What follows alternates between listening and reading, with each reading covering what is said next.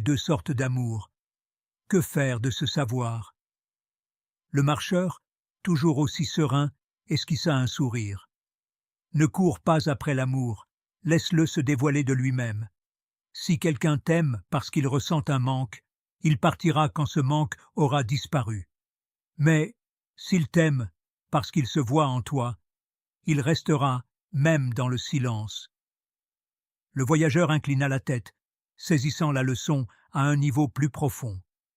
Donc, le secret n'est pas de chercher l'amour, mais de trouver la plénitude en soi? Le marcheur acquiesça doucement. Exact. Comme la lune, qui ne réclame jamais qu'on la regarde, et dont la lumière éclaire pourtant tous ceux qui la contemplent. À cet instant, le voyageur comprit. L'amour n'est ni un trophée ni une récompense, mais un miroir qui reflète tantôt un vide, tantôt une abondance.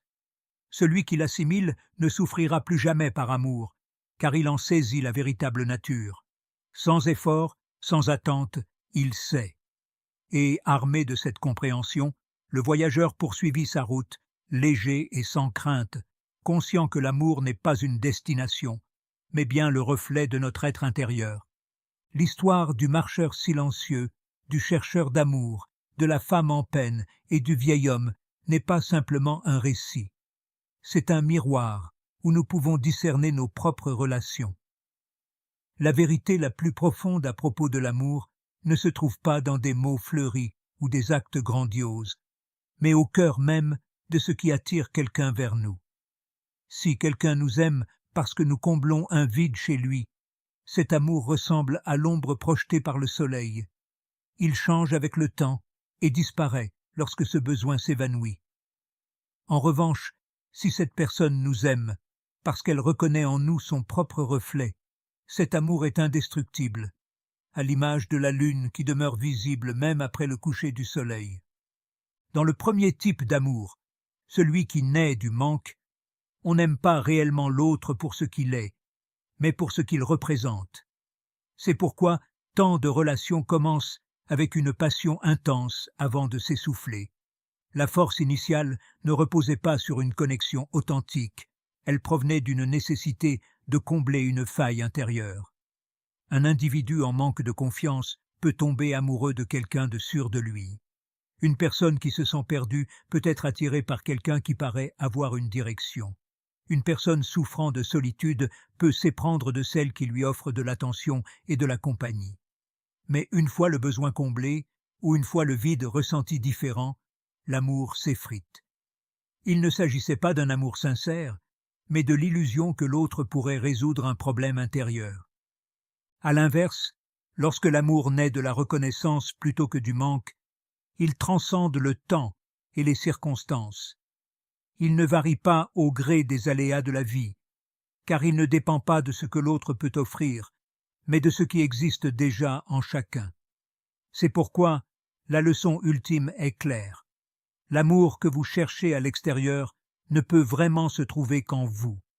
Il ne s'agit pas de dénicher quelqu'un qui vous complète, mais de parvenir à une telle complétude que l'amour devient simplement le reflet de votre propre abondance.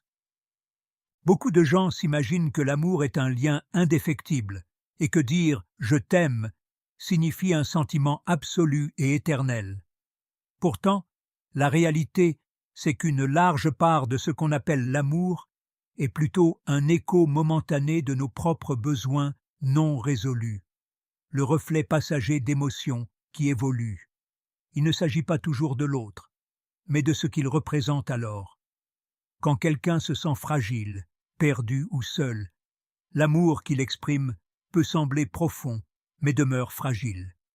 Il s'efface lorsque l'insécurité disparaît, lorsque l'errance fait place à une direction, ou lorsque la solitude trouve un autre remède.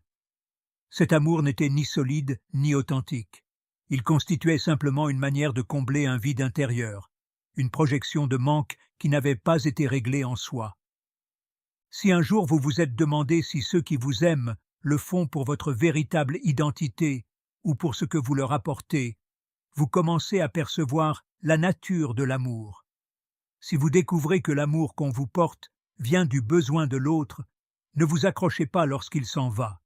Il n'y a ni regret ni colère à nourrir, car il n'était pas destiné à rester. On s'est attaché à vous pour ce que vous symbolisiez dans l'instant, tel un phare dans la tempête, utile jusqu'à ce que le calme revienne. Et puis, la route continue.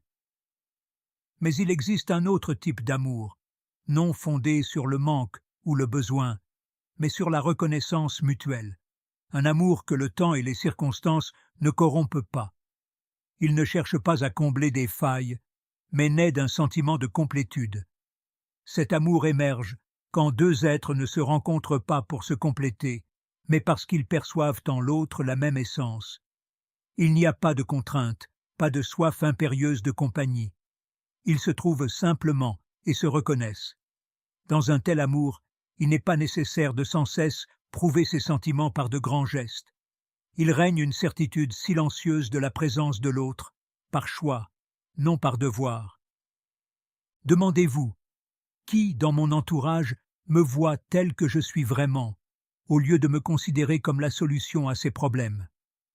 Ceux qui y répondent sont ceux qui vous aiment sincèrement. Leur amour ne dépend pas de ce que vous leur apportez, ni de la façon dont vous comblez leurs lacunes. Il repose sur une connexion profonde entre deux âmes qui peuvent se comprendre sans même échanger de mots. Cessez de courir après l'amour. Cherchez plutôt la plénitude au plus profond de vous. Si vous ressentez un vide, si vous avez la sensation d'être incomplet, ne cherchez pas quelqu'un pour y remédier.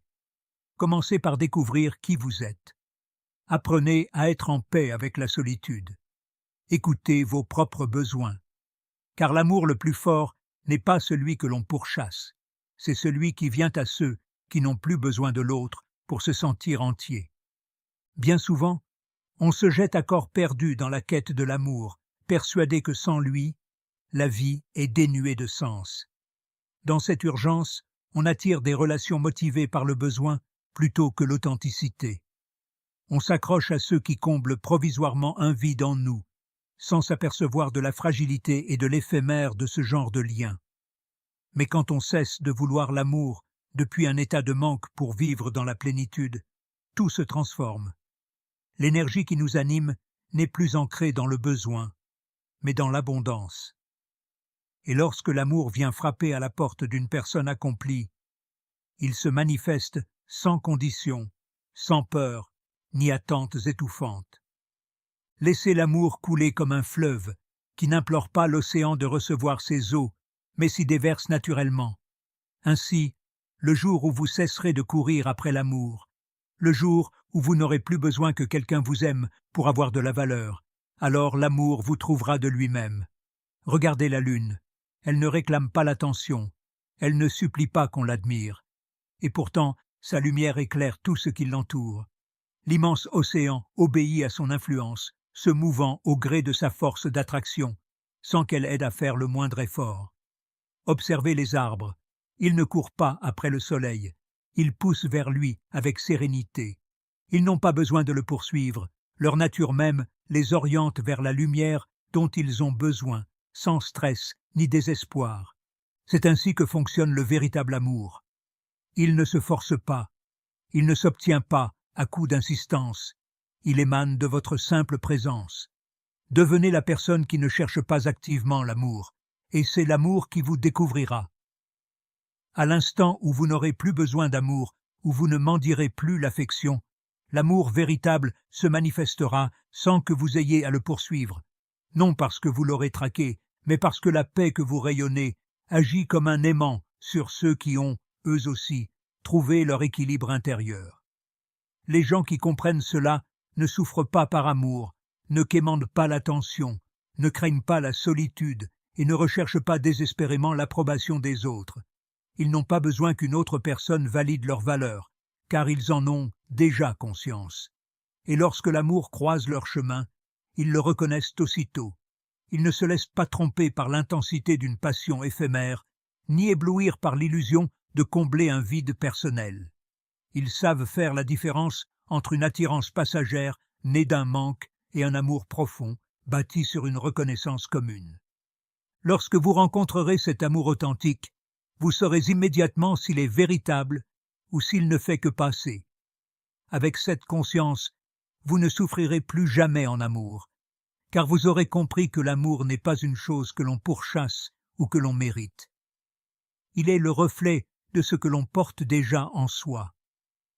Si ces réflexions résonnent en vous, n'oubliez pas de vous abonner à la chaîne et de partager en commentaire les thèmes que vous aimeriez aborder dans de prochaines vidéos. À bientôt pour